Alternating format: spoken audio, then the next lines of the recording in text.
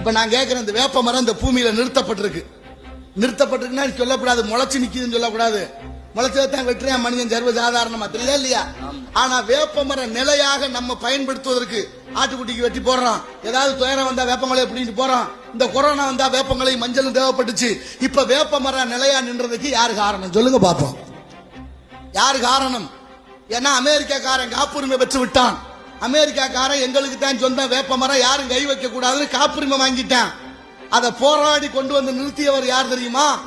13 மாதங்கள் லண்டன் நீதிமன்றத்தில் வழக்கு தொடுத்து 13 பேர் சேர்ந்த ஒரு குழுவாக இருந்து, ஒருத்தர் வேப்ப இலை, ஒருத்தர் வேப்ப ஈக்கி, ஒருத்தர் வேப்பம் பழம், ஒருத்தர் வேப்பங்காய், ஒருத்தர் வேப்ப குச்சி, ஒருத்தர் வேப்பம் பட்டை, அத்தனையும் கையில வச்சு வெள்ளக்காரங்கிட்ட எடுத்து சொல்லி எங்களுக்கு உடையது, இதுல என்னென்னது இருக்கு அப்படின்னு கொண்டு வந்த அந்த ஆள் யார் தெரியுமா?